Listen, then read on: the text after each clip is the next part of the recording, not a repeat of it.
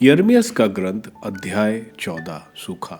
सूखा पड़ने पर यिर्मयाह को प्रभु की यह वाणी सुनाई पड़ी।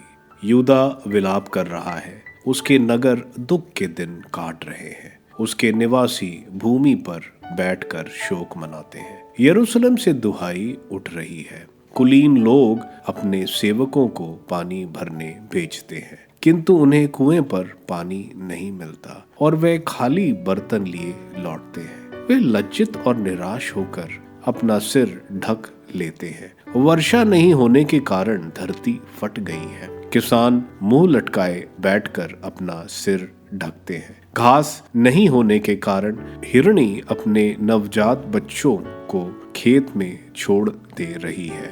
जंगली गधे वीरान पहाड़ियों पर खड़े गीदड़ की तरह हाँफ रहे हैं। चारा नहीं मिलने के कारण उनके आंखें पथरा गई हैं। प्रभु, यद्यपि हमारे पाप हमारे विरुद्ध साक्ष्य देते हैं, फिर भी अपने महिमा में नाम के कारण हम पर दया कर।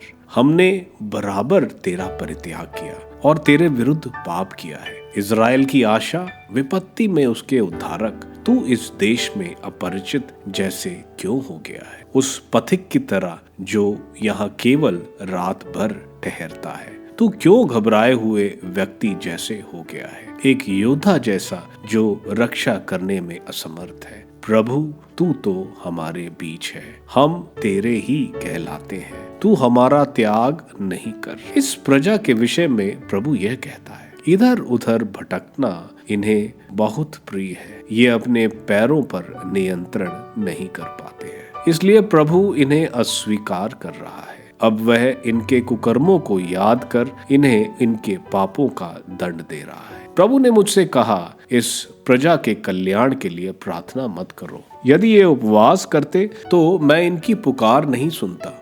यदि ये मुझे होम बलि और अन्न बलि अर्पित करते तो मैं उन्हें स्वीकार नहीं करता। मैं तलवार, अकाल और महामारी द्वारा इनका विनाश करूंगा। मैंने कहा, हाय प्रभु ईश्वर, किंतु नबी लोग इन्हें यह आश्वासन देते हैं, तुम लोगों को ना तो तलवार का सामना करना पड़ेगा और ना अकाल का। मैं तुम्हें इस देश में चिरस्थायी शांति प्रदान करूंगा। इस पर प्रभु ने मुझसे कहा, नबी मेरे नाम पर असत्य बोलते हैं। मैंने ना तो उसे भेजा, ना नियुक्त किया और ना उनसे कुछ कहा। वे तुम्हारे सामने झूठे दर्शन, निरर्थक भविष्यवाणियां और अपने मन की कल्पित बातें प्रस्तुत करते हैं। इसलिए प्रभु यह कहता है, जिन नबियों को मैंने नहीं भेजा और जो मेरे नाम पर कहते हैं कि इस देश को ना तो तलवार का सामना करना पड़ेगा और ना अकाल का, उन नबियों का तलवार और अकाल द्वारा विनाश किया जाएगा। जिन लोगों को वे संबोधित करते हैं, वे अकाल और तलवार के शिकार बनकर यरूशलेम की गलियों में पड़े रहेंगे। कोई ना तो उनका और ना उनकी पत्नियों का दफन करेगा और ना उनके पुत्र पुत्रियों का। मैं उन्हें उनकी दुष्टता का फल दूंगा।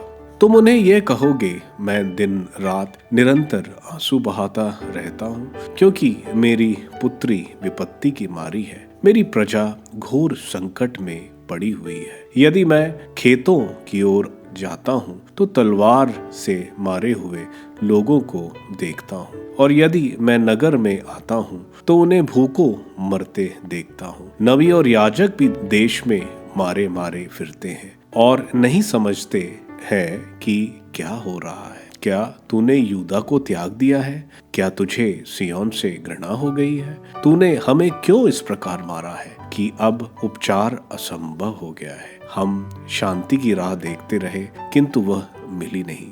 हम कल्याण की प्रतीक्षा करते रहे, किंतु आतंक बना रहा।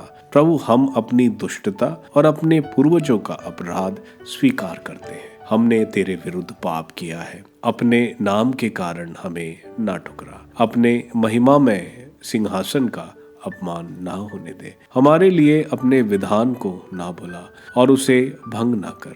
क्या राष्ट्रों के देवता में कोई पानी बरसा सकता है? क्या आकाश अपने आप वर्षा कर सकता है? हमारे प्रभु ईश्वर, तुझ में ही यह सामर्थ है, इसलिए हमें तेरा भरोसा है, क्योंकि तू ही यह सब करता है।